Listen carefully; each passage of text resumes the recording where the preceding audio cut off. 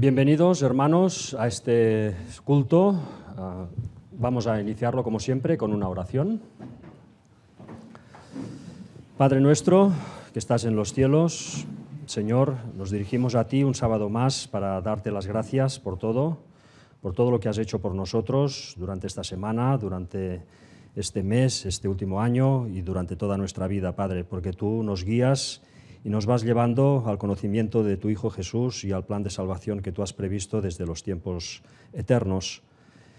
Te pido, Padre, yo personalmente que pueda presentar este culto correctamente, perdona todos mis pecados, todas mis faltas, perdona los pecados de todos nosotros para que podamos estar en consonancia a las cosas del cielo y tú puedas darnos todas tus bendiciones. Todo esto te lo pedimos en el nombre de Jesús, por el perdón de todos nuestros pecados. Amén. Pues bienvenidos, hermanos, a este nuevo culto de eventos y fechas que hoy se titula De Cades a Sittim. Ya sabéis que estamos haciendo pues un repaso a través pues, de los eventos de la Biblia, poniéndolos en contexto también con los eventos históricos que están en consonancia pues, con la Biblia y que nos ayudan a comprenderla mejor. Recordar una vez más pues, que las fechas que hemos ido poniendo en color negro son fechas absolutas que podemos entresacar de la Biblia, y las fechas que hay en azul pues, son fechas aproximadas que nos sitúan también eventos que han pasado y que son de interés para entender bien las cosas, ¿no? Para entender bien las cosas de la Biblia, que al final es lo que nos mueve. Ese conocimiento de la Biblia es lo que nos mueve tantas veces, ¿no? El poder profundizar en él. Hemos ido pues, haciendo todo este recorrido y en el último culto nos quedamos justo pues, cuando Aarón, con 123 años, murió en el Monte Or en el año 1451 a.C. En esos momentos, en el mes de Ab, nos dice la Biblia, en el día 1 del mes de Ab, por tanto en julio-agosto, en el año 1451, o sea, ya sabéis pues todo como hemos podido ir haciendo los cálculos a través pues, de la cronología que nos da la Biblia, y llegamos a esta conclusión del 1451 siguiendo del hilo cronológico, ¿no? Esto, pues, una vez más, señalaros dónde estaba el Monte Or, según Ron Wyatt, estaba pues, situado en este punto en relación al mapa de Israel, justo al lado de Edom, cerca de la zona de Cades, que ya dije también en el culto anterior que la situación tradicional pues, muy probablemente era la correcta, ¿no? Yo la había puesto antes muy abajo en relación a los textos bíblicos, pero se puede interpretar también de esta otra forma que coincide más con el relato que luego se nos va dando, ¿no? Antes de empezar, de adentrarnos pues, en este año que recorrerá el pueblo de Israel desde esta salida de Cades, ¿no? Cuando ya finalmente, después de los 38 años de peregrinación en el desierto, pues llega otra vez a Cades, tendrá que pasar todavía otro año hasta que no llegue al lado del Jordán para ya poder cruzarlo. Entonces vamos a hacer, como siempre, un repaso rápido del contexto histórico en esos momentos del año 1451, ¿no? Cuando Israel sale de Cades. En esos momentos tenemos pues, esta civilización micénica, que eran estos habitantes de Grecia, que serían los padres de los posteriores griegos, que en ese año, por esos años, pues, conquistan ya la isla de Creta, donde estaban los minoicos. Los minoicos ya sabéis que venían estaban emparentados con los egipcios y que de ellos habían salido los filisteos, ¿no? Entonces, bueno, en ese año 1451 se acaba en gran manera pues, esa independencia que había gozado pues, la isla de Creta. Nos dice aquí, al final de este periodo, en torno al 1450 a.C., se produjeron nuevas destrucciones que provocaron el ocaso de la civilización minoica. La causa de esas destrucciones es objeto de debate, pero los datos arqueológicos apuntan claramente hacia causas humanas. Las destrucciones habrían sido causadas por una invasión procedente del área continental griega, ¿eh? Por tanto, esto acontece cuando Israel aproximadamente sale de Cades. Como es un dato aproximado, no es absoluto, pues lo anotamos en nuestro listado en color azul. En esos años también tenemos el reino de los hititas en color marrón, que estaba siendo muy apretado por el reino de Mitanni, una de las dos potencias principales de esa época, junto con Egipto. Y tenemos pues, también aquí una explicación de lo que acontecía en ese momento con los hititas. Dice, durante los años que siguen al reinado de Telepinu, se produce una disminución del poderío hitita. el gobierno estuvo en manos de reyes que no pudieron evitar el ascenso y consolidación del poder de Mitanni, que llegó a constituir una seria amenaza para el imperio hitita, arrebatándole diversos territorios en Siria. Es decir, que había esa pugna en esos años. Otro poder que había en esa época, cuando pues, Israel está ya a un año de entrar en Canaán, era el poder de Egipto, lógicamente. Ya vimos en el culto anterior cómo mantenía esa guerra abierta con Mitanni, que se desarrollaba, el campo de lucha pues era Siria, era una lucha por esa zona de Siria por la cual estaban disputando esos tres imperios, los hititas, los de Mitanni y el reino egipcio, que recordemos que bajo Amenofis II, pues si la cronología de Edward Meyer era correcta, pues estaría gobernando en esos momentos Amenofis II y ya llegaban a la zona de Siria mediante embarcaciones, mediante navegación, transportaban los ejércitos hacia la zona pues, de Siria, porque recordemos que Canaán, según nos dice la historia oficial, en esos años pues, estaba bajo dominio egipcio, pero gracias a que todos los gobernantes de Canaán, los cabecillas de todas esas tribus, habían sido educados en Egipto, por tanto eran totalmente pro-Egipto y totalmente fieles a Egipto, ¿no?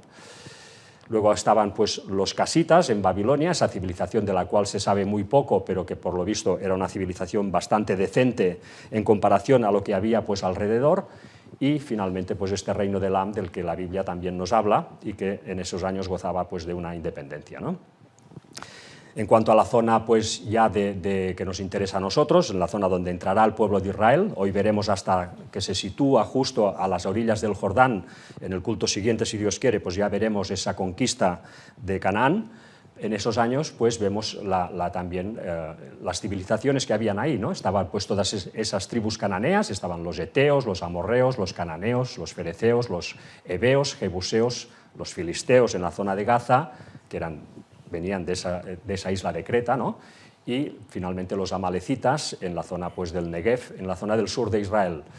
Teníamos también pues, el reino de Edom, que venía pues, de Esaú, los descendientes de Esaú, el reino de Moab, que había quedado reducido y que venía pues, de un descendiente de uno de los hijos de Lot, y el reino de Amón también de otro hijo de Lot, ¿no?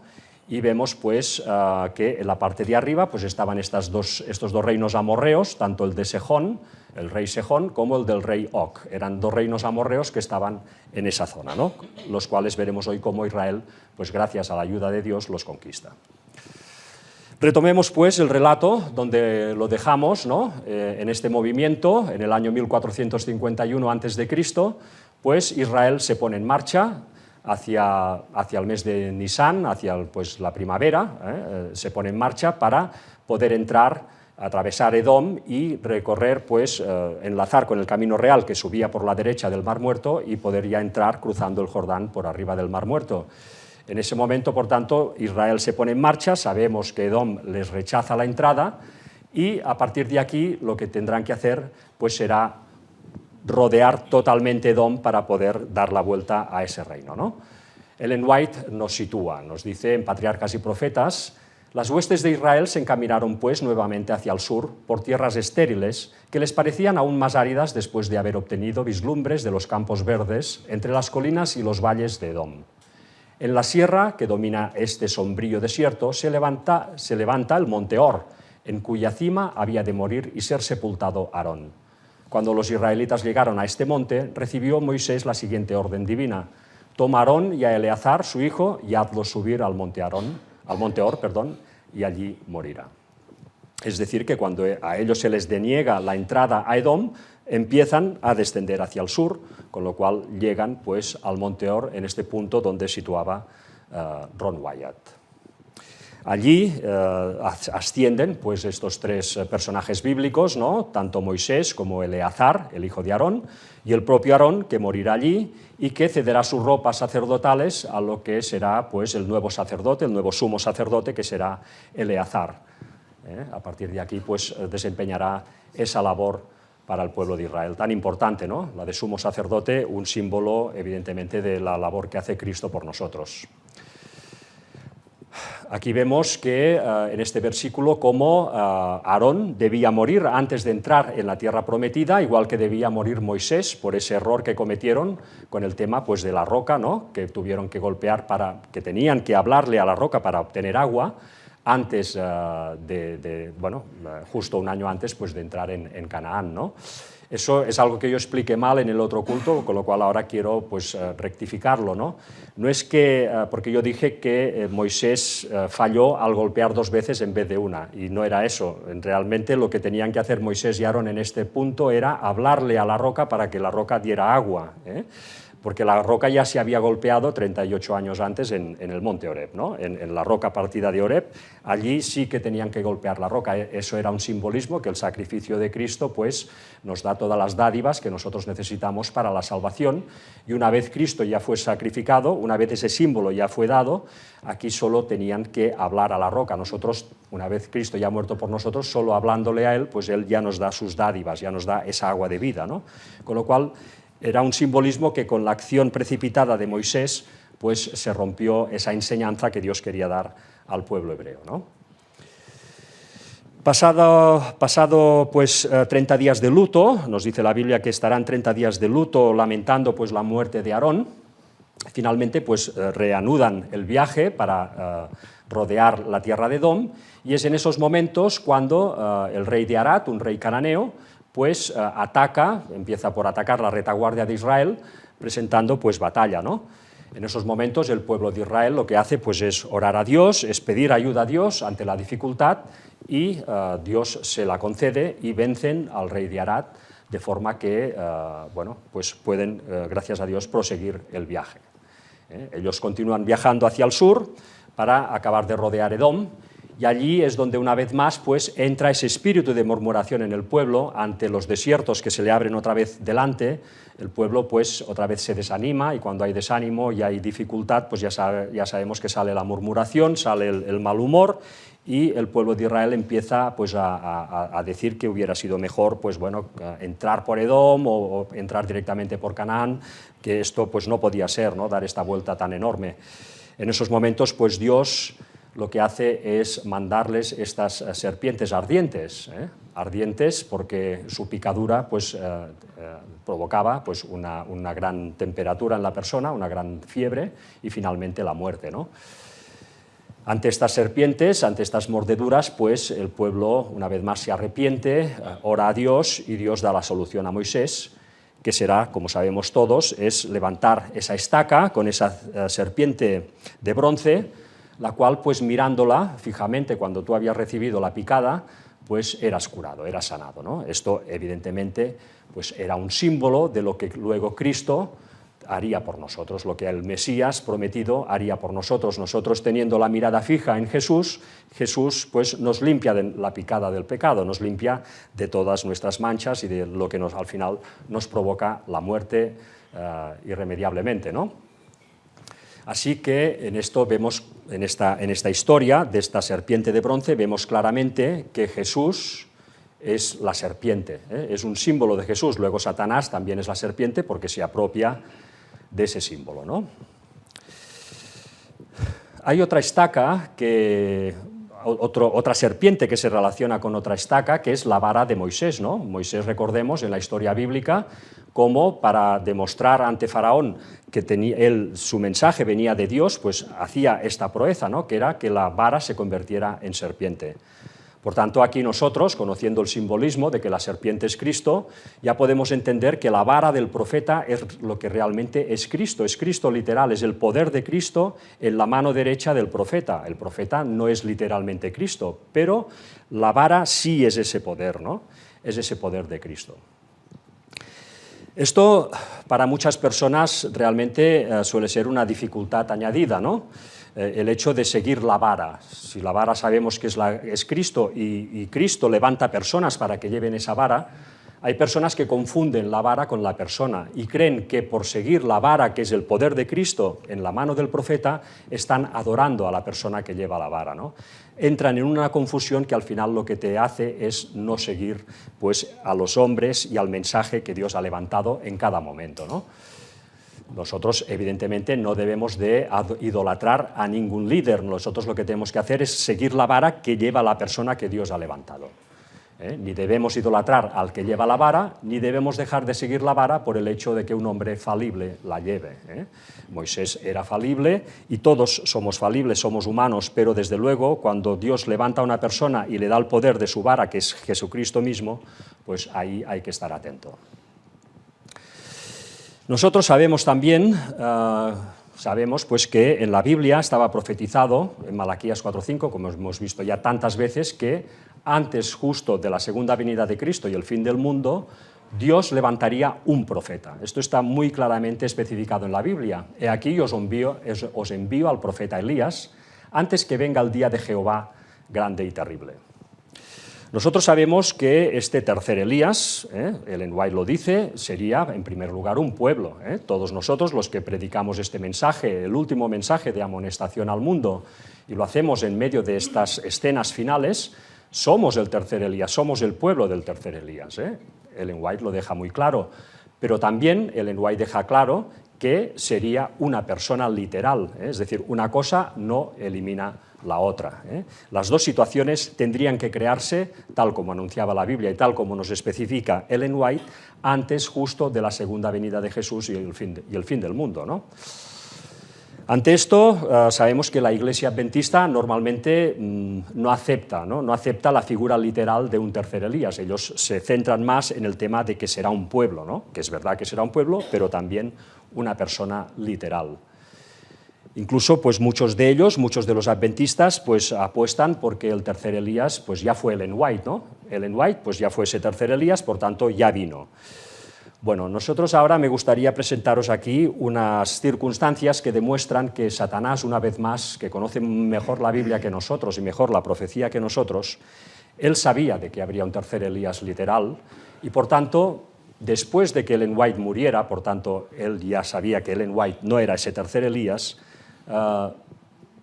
movió las cosas de tal forma de implementar en la mente de las personas un prejuicio que impidiera, cuando finalmente apareciera este tercer Elías, un prejuicio tan fuerte en las mentes de las personas, tanto del pueblo americano, que es la cuna del adventismo, como del resto de población mundial, que impidiera a la gente poder aceptar de una forma fácil esa realidad que ya nos anunciaba la Biblia en Malaquías 4.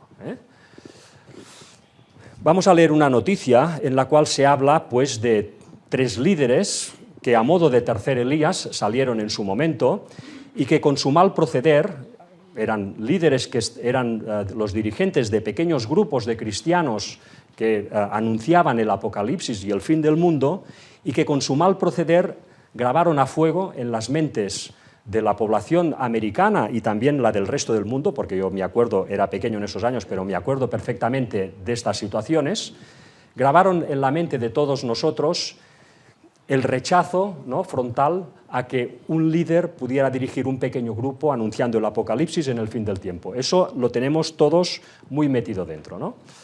Tenemos el caso de Jim Jones, por ejemplo, que vivió del 1931 al 1978, ahora veremos quién fue este señor. Tenemos también el caso de David Koresh, que nació pues, en 1959 y murió en el 1993.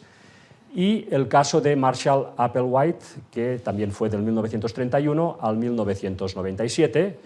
Y vamos a leer lo que nos dice esta noticia para que veamos cómo Satanás ha trabajado las mentes de las personas, porque él sabe que saldría un tercer Elías literal. Por tanto, le interesaba minar las mentes de todos nosotros, los cristianos y las del mundo en general.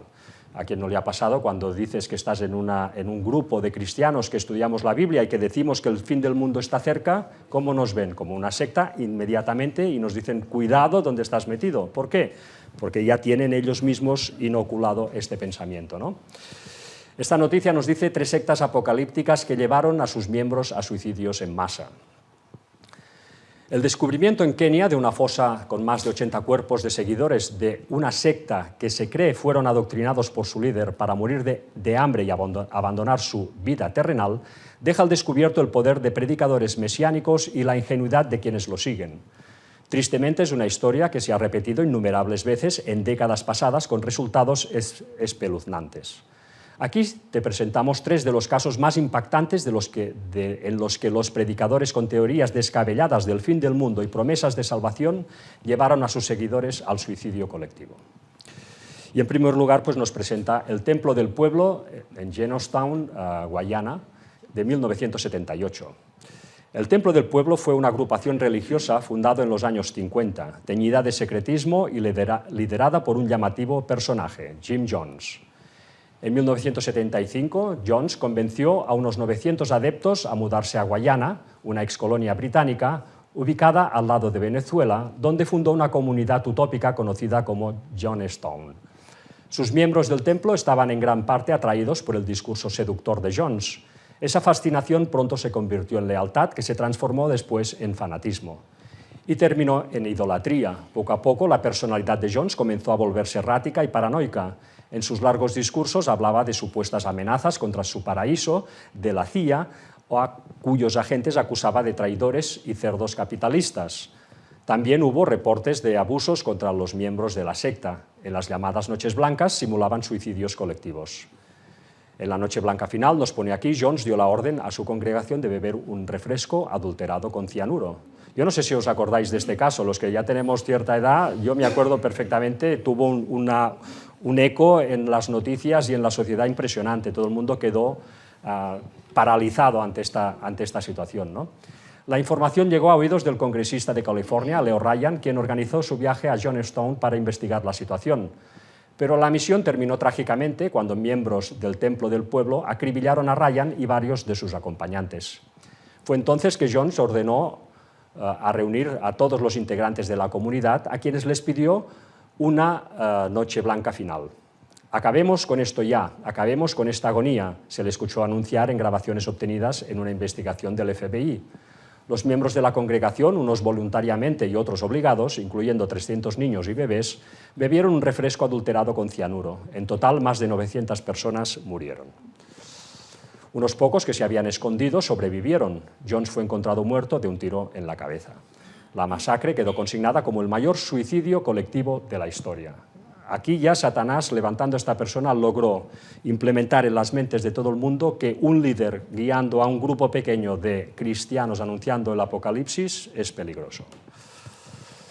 El segundo caso lo tenemos en el de David Koresh, ¿no? Este quizá el más fuerte de todos porque este estaba relacionado indirectamente con el adventismo. Él, ahora lo veremos, pertenecía a la rama davidiana, que era una escisión salida del adventismo. Nos dice rama davidiana, Waco, Texas, de 1993. La rama davidiana era una secta con sede cerca de Waco, Texas, fundada en 1955 y derivada del grupo religioso Davidianos Adventistas del Séptimo Día. Ya vemos aquí esa relación. En 1981, Vermont Howell, un joven que venía de una familia disfuncional y tenía antecedentes penales por haber tenido relaciones sexuales con una menor, se integró a la secta davidiana. Aquí nos dice que Howell cambió su nombre a David Koresh para proyectar una identidad bíblica. Tras una pugna por la dominación de la secta, Howell emergió como el líder supremo de los davidianos y se cambió el nombre a David Koresh para reivindicar su conexión divina con David, el rey de los judíos, y con Ciro el Grande de Persia. Koresh es Ciro en hebreo. Asumió un rol mesiánico declarándose como el último profeta y afirmando que había recibido el mismo nivel de inspiración que Jesús cuando fue bautizado.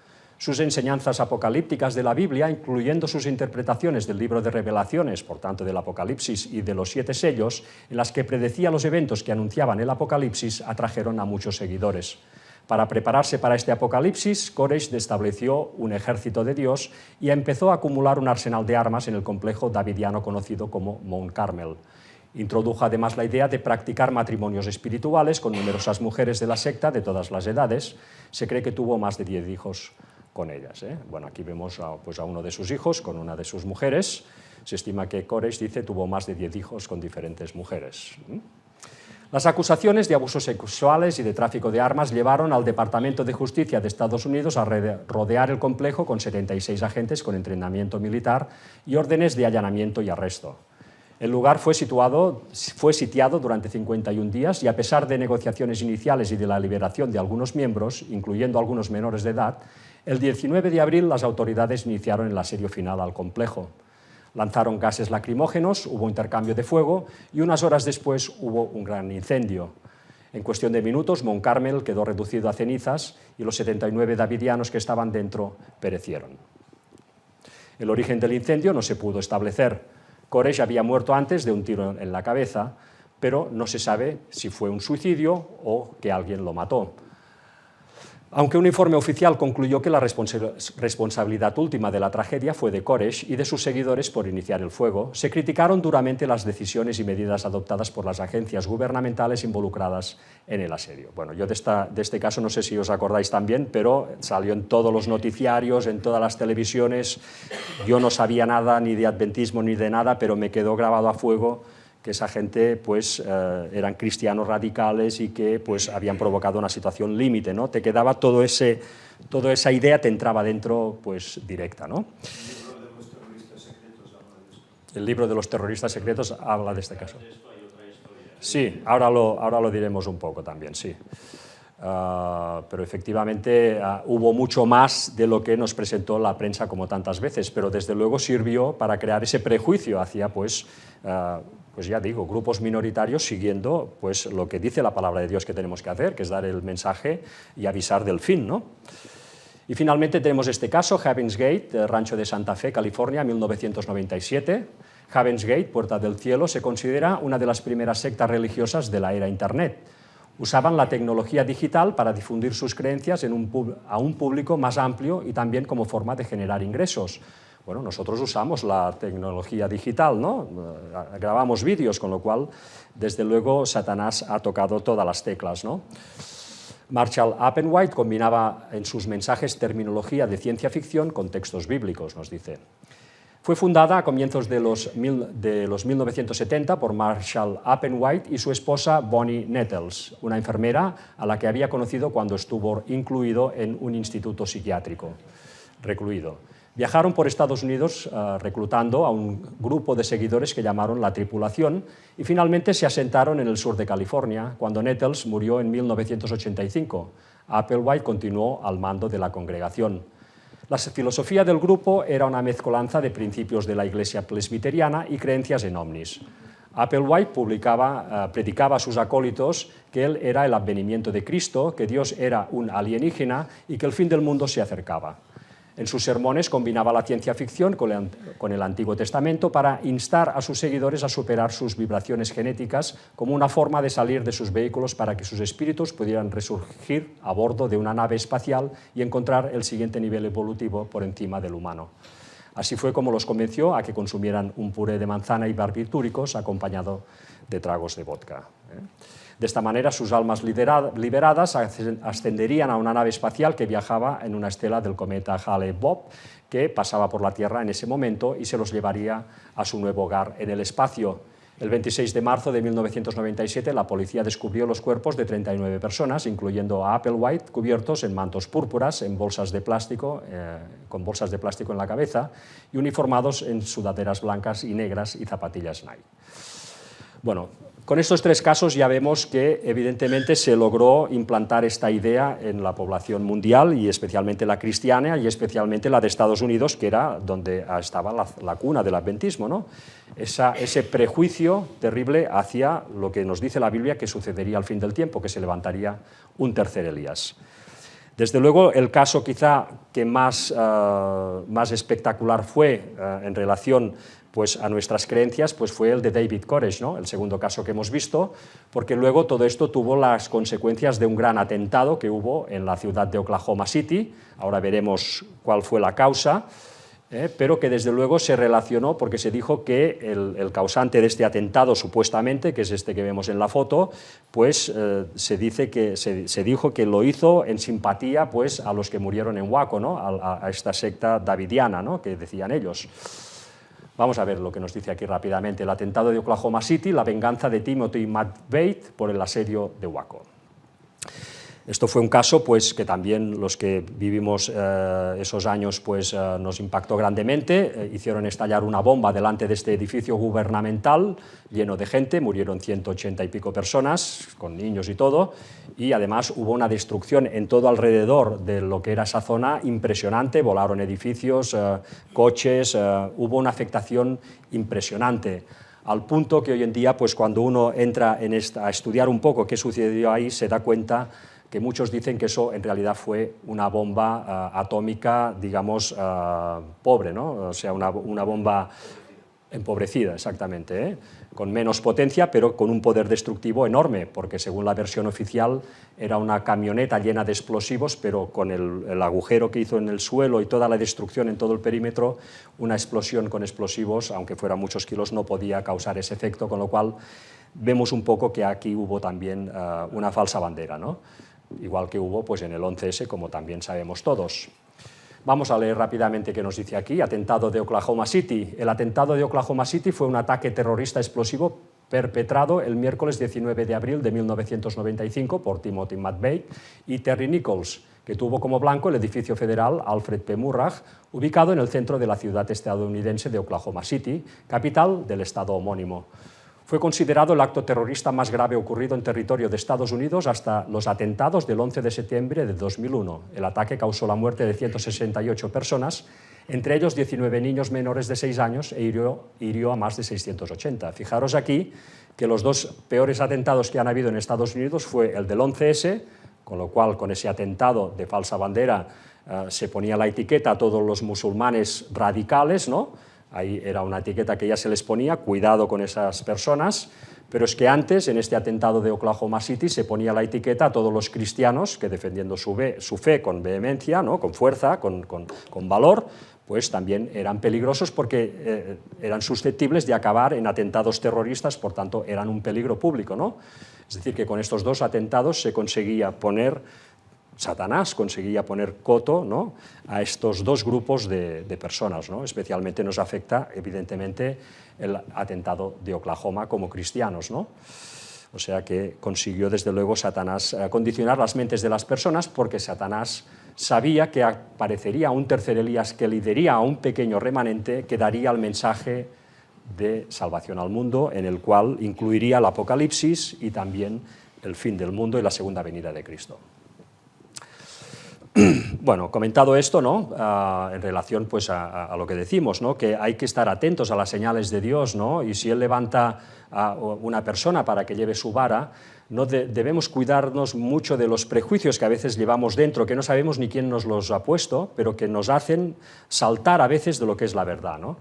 Y bueno, pues es una lástima, ¿no?, porque si sabemos cómo procede el enemigo, pues tendremos más posibilidades de no caer, ¿no? Finalmente, pues, retomando el relato de ese año 1451 a.C., pues el pueblo de Israel finalmente llega al arroyo de Ceret y lo cruza, como nos dice pues, la palabra de Dios. Esta es una fotografía de lo que sería pues, el río Ceret, ¿no?, en la zona de Jordania, de la actual Jordania. Esta es la zona del río Ceret, ¿no? ¿Esto cuándo aconteció? Bueno, la Biblia, pues una vez más, nos da una fecha absoluta, ¿no? Nos dice que cruzaron el Ceret hacia Tisri, bueno, vamos a leerlo, que es lo mejor. Levantaos ahora y pasad el arroyo de Ceret, y pasamos el arroyo de Ceret. Y los días que anduvimos en Cades Barnea, hasta cuando pasamos el arroyo de Ceret, fueron 38 años, hasta que se acabó toda la generación de los hombres de guerra de en medio del campamento, como Jehová les había jurado. Bueno, aquí nos da dos datos interesantes, ¿no? En primer lugar, nos dice que habían pasado 38 años desde que Israel saliera, digamos, rebotado de Cades la primera vez, hacia su castigo en el desierto, en el cual moriría toda esa generación, ¿no? Toda la generación de hombres de guerra, nos dice, ¿no? Con lo cual aquí ya queda un poco fuera quizá el tema de levitas, como veremos después, que tú, Javi, me apuntaste, lo veremos después, ¿no? En todo caso nos da la fecha, nos dice 38 años después. Si cuando Israel, después de mandar los 12 espías, tiene que volver al desierto, y esto aconteció hacia el mes de Tisri del año 1489 a.C., pues le restamos estos 38 años y nos da que Israel cruzó el río Ceret hacia el mes de Tisri del año 1451. Como también es una fecha absoluta que nos da la Biblia, pues una vez más la anotamos en el listado. Recordar una vez más que James Ussher, ¿no?, va descuadrado un año con nosotros, ya lo dijimos el porqué. James Ussher usaba un calendario que iba de enero hasta diciembre, y nosotros estamos usando un calendario que va desde Tisri hasta Elul. Estamos usando el calendario hebreo, por lo tanto a veces puede haber un descuadre de un año en este sentido, ¿no? Finalmente, pues ellos cruzan el río Arnón, rodean Moab, una vez han cruzado el río Ceret, rodean Moab y finalmente llegan al río Arnón y lo cruzan, según nos dice también la Biblia. Esto sería el río Arnón, también en la zona pues, de Jordania. Y Ellen White nos dice lo siguiente acerca del siguiente movimiento que hicieron, ¿no? Nos dice, continuando hacia el norte, los ejércitos de Israel llegaron pronto a la tierra de los amorreos. Este pueblo fuerte y guerrero ocupaba originalmente la parte sur de la tierra de Canaán, pero al aumentar en número cruzaron el Jordán, guerrearon con los moabitas y les quitaron una parte de su territorio. Así se establecieron y dominaban sin oposición toda la tierra desde el Arnón hasta el Jaboc en el norte.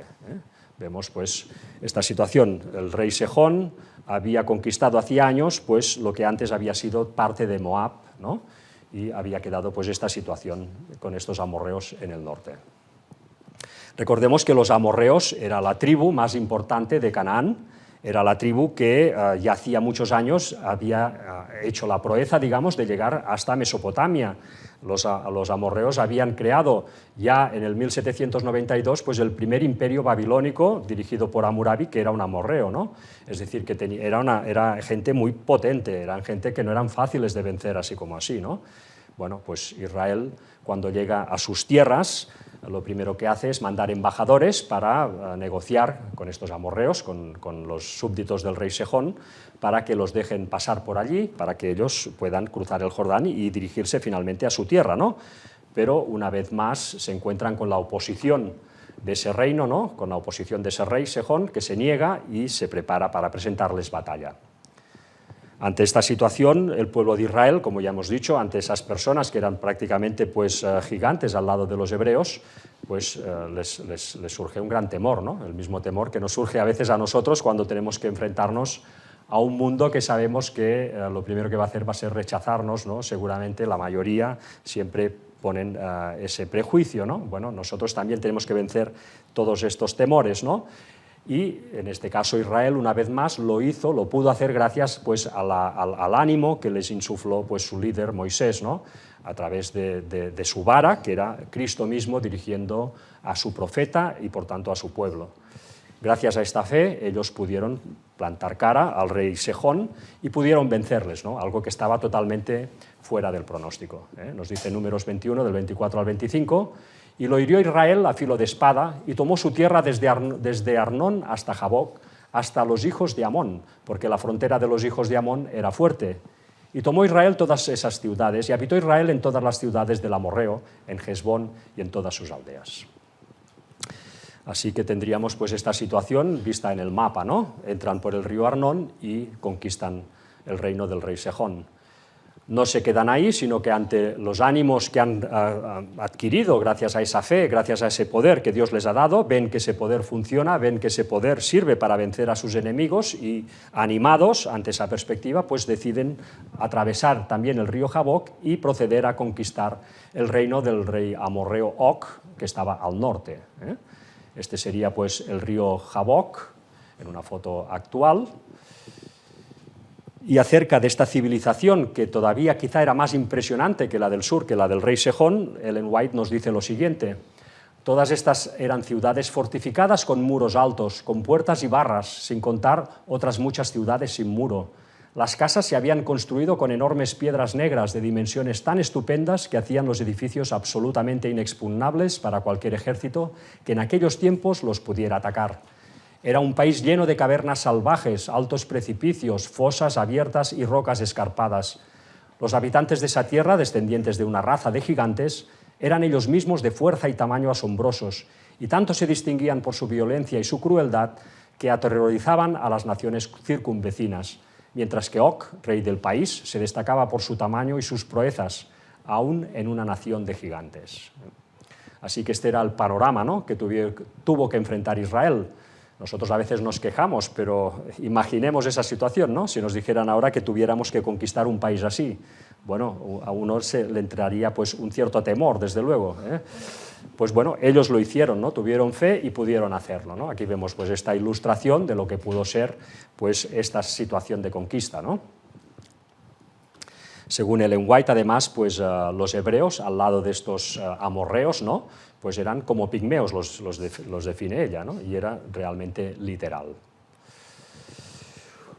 Una vez conquistados pues estos dos territorios, tanto el territorio, aquí vemos en verde, del rey Sejón, como el territorio que vemos en naranja del rey Og, pues Israel ya pudo proceder a ocupar la llanura de Moab, ya frente al río Jordán, a la espera, preparándose para poder ya cruzarlo cuando su líder pues diera la orden, su líder dirigido por Dios. Partieron los hijos de Israel y acamparon en los campos de Moab junto al Jordán frente a Jericó. Estos serían pues los campos de Moab, aquí lo tenemos en este mapa, encima del Mar Muerto, en la zona llamada también Sittim. Sittim significa acacias, un árbol hermoso y realmente idóneo para poder acampar a su sombra, ¿no? Realmente da una cobertura impresionante y es casi como si uno tuviera techo encima, ¿no? Esto está enfrente pues, de Jericó. Cuando nosotros pudimos estar, ¿no?, en este viaje maravilloso que pudimos hacer a Jordania hace unas semanas, unos meses, pues vimos, ¿no?, esa llanura del valle de Sittim, de los llanos de la llanura de Moab.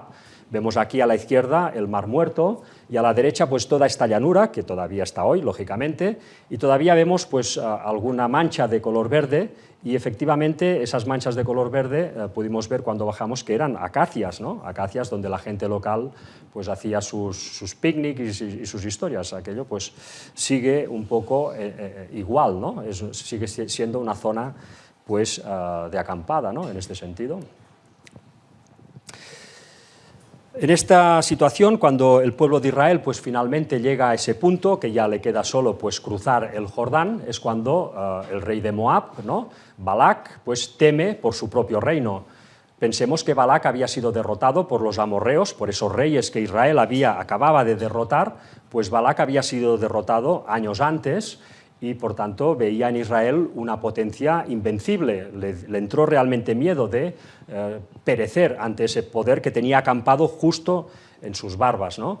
Entonces, bueno, la idea del rey Balac no fue otra que echar mano del profeta Balaam, que vivía en Mesopotamia, que en esa época pues, era famoso por sus proezas, digamos, a nivel de hechizos, etcétera, y de esa forma quería pues, maldecir al pueblo de Israel, que ese profeta maldijera al pueblo de Israel, y así, debilitado, él pudiera atacarlos con su ejército y destruirlos, ¿no? Nos dice Números 22, del 2 al 3, y vio Balac, hijo de Zippor, todo lo que Israel había hecho al amorreo, y Moab tuvo gran temor a causa del pueblo, porque era mucho, y se angustió Moab a causa de los hijos de Israel. Y nos dice Números 22:7, fueron los ancianos de Moab y los ancianos de Madián con las dádivas de adivinación en su mano y llegaron a Balaam y le dijeron las palabras de Balac. Es decir, que mandan pues, a una serie de embajadores, tanto de Moab como de Madián, de la nación de Madián, ahora veremos quiénes eran, ya lo sabemos, haremos un repaso, para que a cambio de riquezas pues, movieran a Balaam, que vivía en Mesopotamia, a que accediera a acompañarles y pudiera maldecir al pueblo de Israel. Balaam sabemos que él, pues, por mandato de Dios, esa primera delegación de, digamos, embajadores que se dirigen a él los tiene que rechazar, pero luego, ya cuando estos embajadores vuelven a Moab, finalmente vuelven a hacer un viaje para acabar de convencer a Balaam, y Balaam pues ya contra viento y marea se deja convencer y los acompaña, ¿no?, porque en esos momentos pues avariciaba, ¿no?, codiciaba pues esa recompensa y no quería perdérsela, ¿no? Vemos que los embajadores eran tanto de Moab como de Madián. Madián era esa nación que había surgido de los descendientes de Abraham y Cetura, de ese hijo que tuvieron, Madián, y cuyos descendientes pues ahora formaban estas tribus que ocupaban pues, todas estas zonas desérticas del norte de Arabia y que habían entrado en coalición con el reino de Moab. Nos dice Ellen White, era fama que Balaam, habitante de Mesopotamia, poseía poderes sobrenaturales y esa fama había llegado a la tierra de Moab. Nos dice también, Balaam había sido una vez hombre bueno y profeta de Dios, pero había apostatado y se había entregado a la avaricia. No obstante, aún profesaba servir fielmente al Altísimo.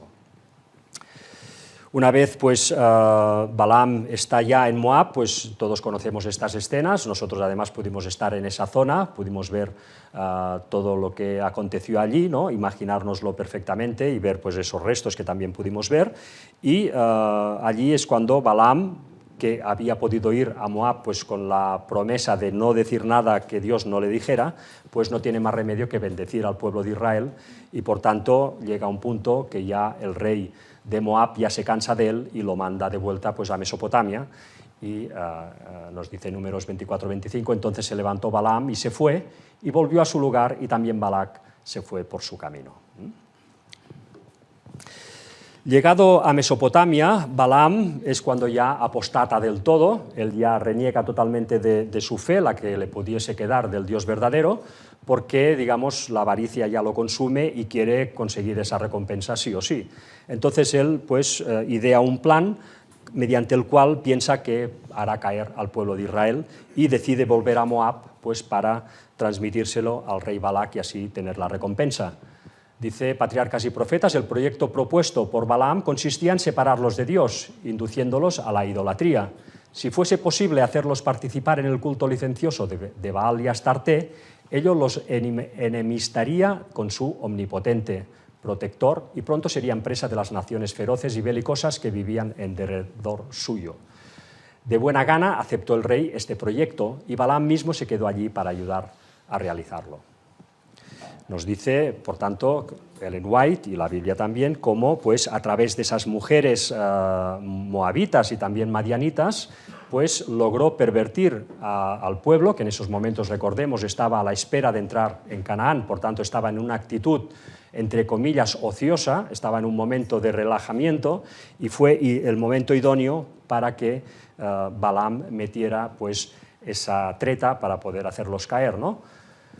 Nos dice Ellen White, al principio hubo muy pocas relaciones entre los israelitas y sus vecinos paganos, pero después de algún tiempo las mujeres madianitas comenzaron a introducirse en el campo. La aparición de ellas no causó alarma y tan cautelosamente llevaron a cabo sus planes que nadie llamó la atención de Moisés al asunto. Estas mujeres tenían por objeto, en sus relaciones con los hebreos, seducirlos para hacerles violar la ley de Dios, llamar la atención a costumbres y ritos paganos e inducirlos a la idolatría. Ocultaron diligentemente estos motivos bajo la máscara de la amistad, de modo que ni siquiera los guardianes del pueblo los sospecharon. La gente, dice Ellen White, parecía atontada. Los jefes y hombres principales fueron los primeros en violar la ley y fueron tantos los culpables que la apostasía se hizo nacional.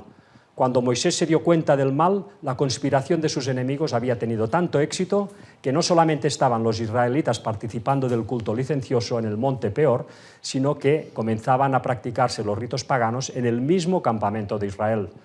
El viejo Adalid se llenó de indignación y la ira de Dios se encendió. Bueno, la ira de Dios una vez más pues, se encendió y tuvo pues, sus consecuencias nefastas pues, para el pueblo de Israel, ¿no? Una vez más, nos dice Números 25:4, y Jehová dijo a Moisés, toma a todos los príncipes del pueblo y ahórcalos ante Jehová delante del sol, y el ardor de la ira de Jehová se apartará de Israel. Entonces Moisés dijo a los jueces de Israel, matad cada uno a aquellos de los vuestros que se han juntado con Baal Peor. Hubo, por tanto, esta matanza, ¿no? de gente hebrea que habían caído en esta apostasía y que debían pues, ser castigados para que eso no acabara pudriendo totalmente al pueblo y no pudiera efectuarse esa entrada a Canaán y, por tanto, no pudiera pues, realizarse los planes que tenía Dios para la salvación, no de los israelitas, sino de toda la gente que a través de la historia aceptaría pues, su plan de salvación, ¿no? En un solo día, a esto hay que añadir que también cayó una gran plaga, en un solo día nos dice Primera de Corintios 10:8 que murieron 23.000 de esos hebreos, en un solo día. Y esa plaga pues, no finalizó hasta que Finés, el nieto de Aarón y el hijo de Eleazar, alanceó pues, mortalmente tanto a Zimri como a su amante madianita. En ese momento la plaga pudo detenerse, ¿no? Nos dice Números 25:9, y murieron de aquella mortandad 24.000. Es decir, que entre los que murieron de la plaga más los que murieron ahorcados y alanceados y muertos fueron 24.000 personas. No es poca cosa, ¿no? En este punto es cuando se nos dice, ¿no?, que ya prácticamente o ya no quedaban personas de la antigua generación, ¿no? Las personas que en los días de Cades, cuando Dios castiga al pueblo de Israel a peregrinar 40 años más por el desierto, o a peregrinar un total de 40 años por el desierto, recordemos que todos los mayores de 20 años que tenían en ese momento estaban condenados a morir en el desierto, ¿no? De estos se libraron solamente lo que fue, pues, Josué, Caleb, Moisés, Aarón, hasta que muere en el Monte Or, y tal como me comentaste tú, Javi, seguramente también pues algún levita, ¿no?, especialmente pues Eleazar.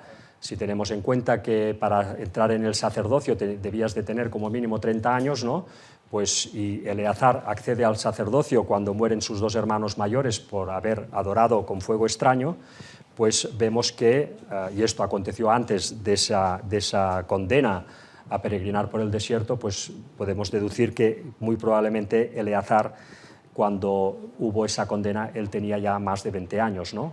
Con lo cual tendríamos también esta situación.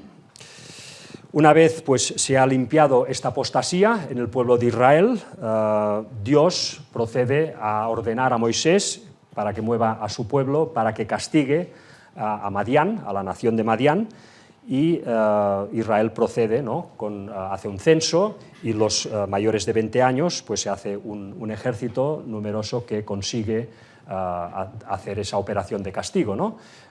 Digamos que entran por toda esta zona donde se desenvolvían todas estas tribus madianitas, y en esa operación pues mueren todos los varones de ese pueblo, mueren también las mujeres que habían conocido varón, y quedan vivas pues solamente pues las vírgenes, ¿no?, las mujeres que todavía no habían mantenido relaciones y que son acopladas al pueblo de Israel, ¿no?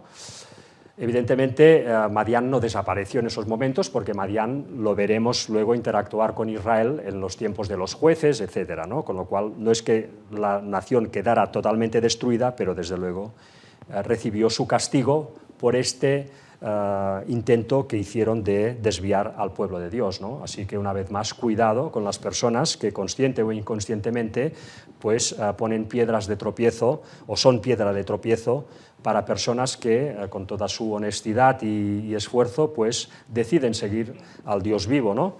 Cuidado con eso, porque es realmente grave.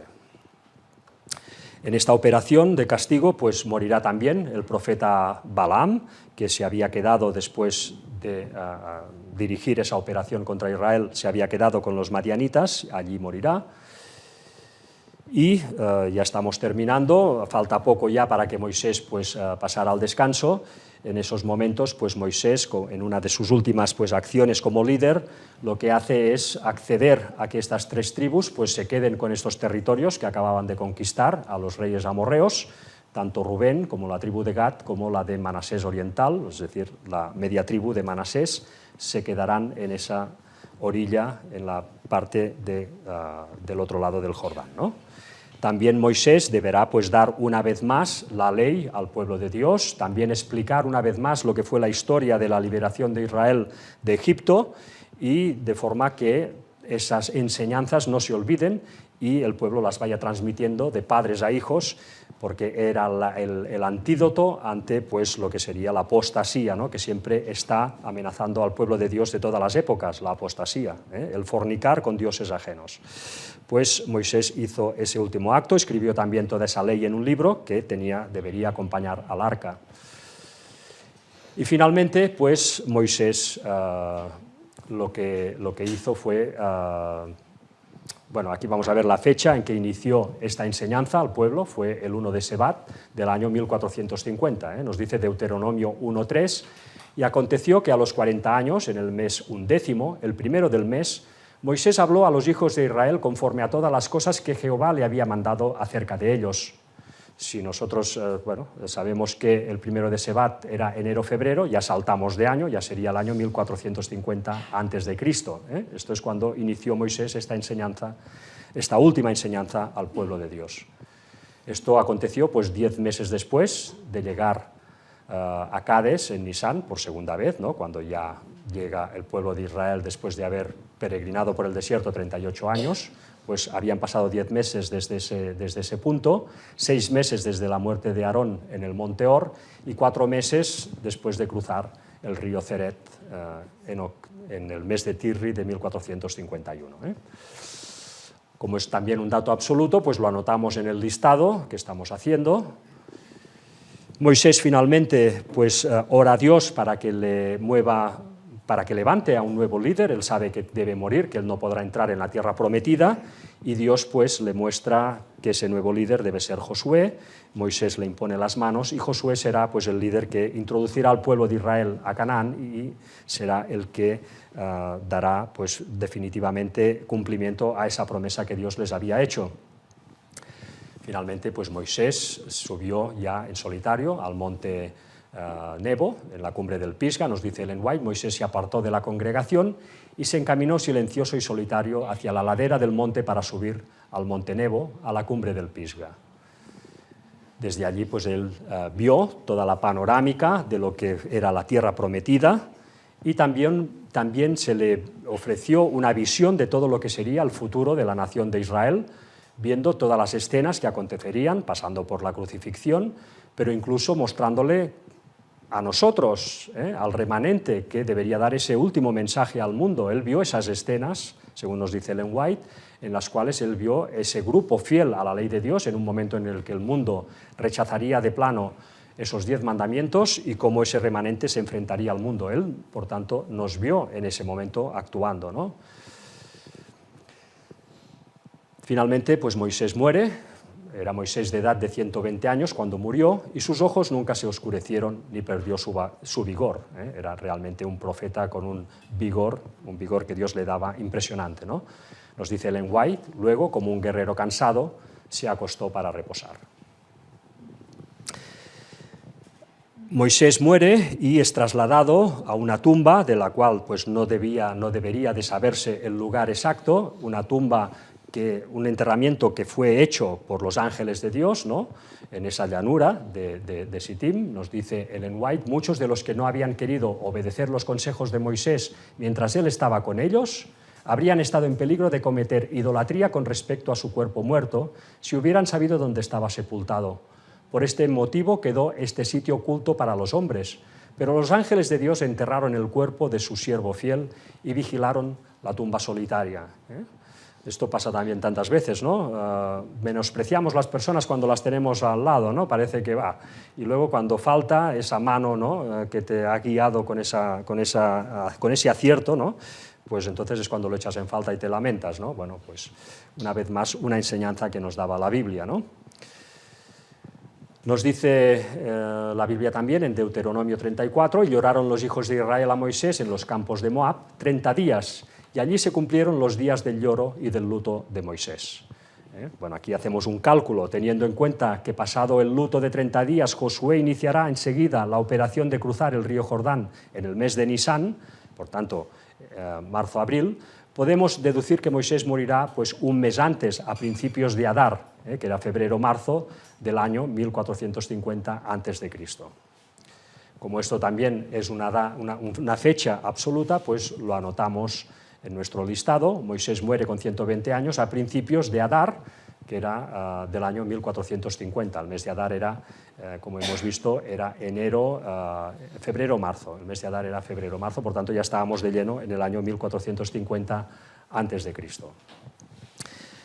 James Ussher, una vez más, pues, va descuadrado pues, este año, pero él también dice que fue en el mes 12, en el mes de Adar.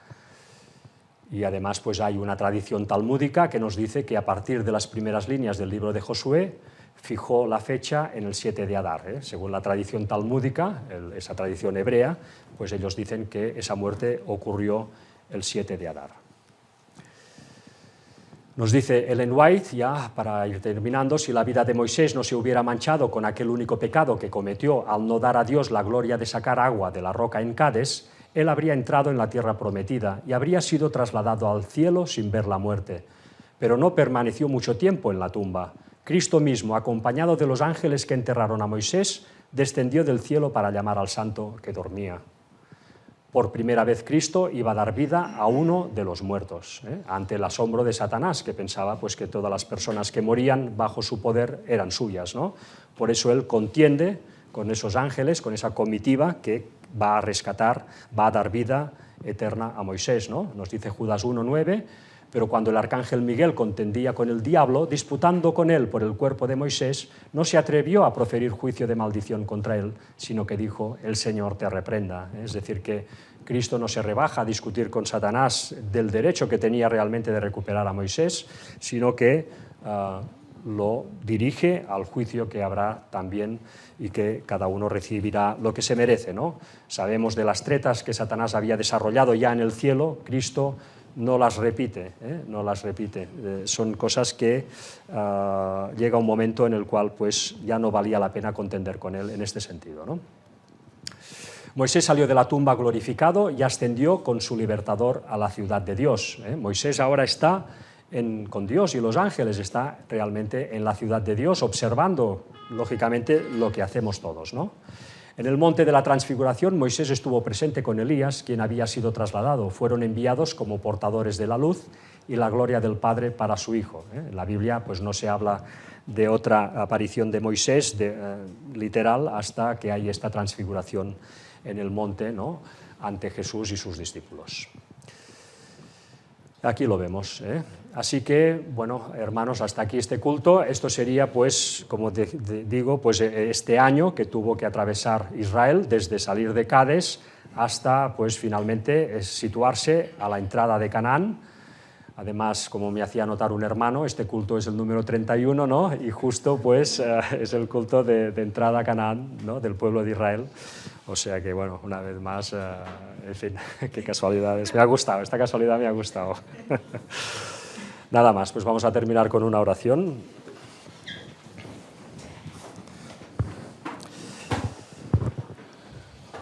Padre nuestro, Señor, gracias una vez más. No nos cansaremos de darte las gracias por todo lo que haces por nosotros. Nosotros, ya sabes tú de sobras que no somos nada, que sin ti no podemos nada. Ayúdanos a entregarnos plenamente a ti para que tú puedas movernos en la dirección siempre correcta, que podamos ser de bendición para los demás, para las personas que te están buscando y quizá pues, no han encontrado todavía el hilo que lleva a ti. Ayúdanos, por tanto, Señor, a vivir correctamente para que tú puedas transformarnos y podamos participar de tu plan de salvación, que es tuyo y que tú lo diriges con mano maestra. Padre, te pedimos también que nos acompañes en el resto de sábado y toda la semana y que podamos pues, ser fieles a ti en todo momento, tanto en lo pequeño como en lo grande. Perdónanos todos nuestros pecados, Señor, que en el nombre de Jesús te lo pedimos todo. Amén.